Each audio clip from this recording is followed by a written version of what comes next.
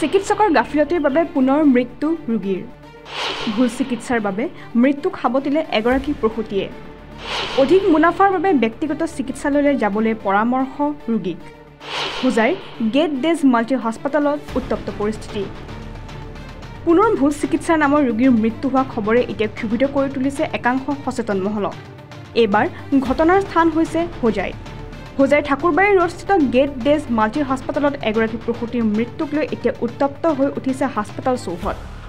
Doctor Manoj Devdas নামৰ চিকিৎসকগৰাকীৰ ভুল চিকিৎসাৰ বাবে প্ৰসূতিগৰাকীৰ মৃত্যু হোৱাৰ অভিযোগ উত্থাপন পৰিয়ালৰ লোকৰ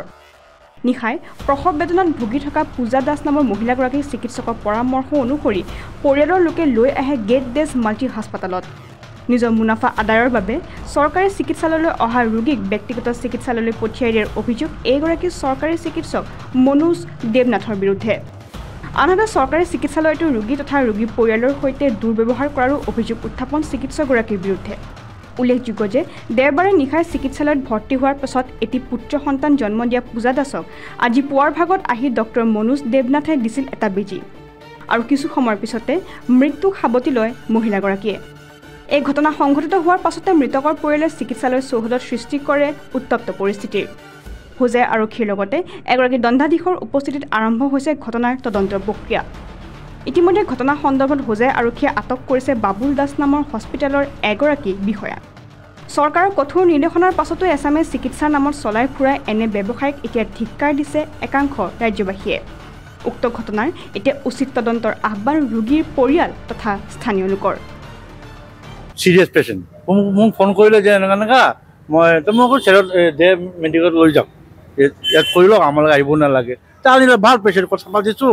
কিবা প্ৰব্লেম আছে নেকি নাই একো প্ৰব্লেম নাই কম বিষ কৰি আছে তা লৈ আহক যাওক আমি ৰাতিপুৱা আমালোকে যাম ৰাতিপুৱা কথা পাতিলোঁ ঠিক আছে 9টা 10টালৈকে কথা পাতিলোঁ ঠিক আছে এটা 1টালৈকে তেখেতে কৈ আছে গুচি গ'ল বোলে আজি কি কথা এতিয়া 10টা এঘাৰলৈকে ভাল এতিয়া গুচি গ'ল মানে আৰু এটি ভালেই আছিলে কথা কৈছিলে আজিও লাল চাহ খাইছে পানী খাইছে আৰু কিবা কিবি খাইছে খাৱাৰ পিছত ভালে কথা কৈছিলে মোৰ ভাই হয় অলপ আগতে মই ভাইলৈ কথা পাতিছিলোঁ মই সুধিছোঁ কেনেকুৱা আছে বুলি কয় না ভণ্টি তাই ভালেই আছে পিছত আৰু আকৌ পিছত ফোন কৰিছোঁ কয় নাই তাৰ অৱস্থা বেয়া মই ফটককৈ আহিছোঁ ঘৰৰ পৰা আহি পিনে শুনি কি তাই মৰি গ'লে পিছত আহি শুনি ডক্টৰ ওলাই গ'ল মনোজ দেৱনাথ সিয়ে কৈছিলে দুদিন আগতে লৈ আহিছিলে চিভিলে কৈছে চিজাৰ লাগিব বুলি তেহঁতে কৈছে টাইম হোৱা নাই ডক্টৰে কৈছে টাইম হোৱা নাই পাছত লৈ গৈছে মনোজ দেৱনাথে কৈছে আপুনি যদি টাকা থাকে তেনেহ'লে আপুনি ডেৰনাচুত লৈ যাব নহ'লে আপুনি ইয়াত লৈ যাব জোৰাপুখুৰীত হোজাইৰ পৰা কৰণ বৰাৰ ৰিপৰ্ট কাৰেণ্ট আছাম।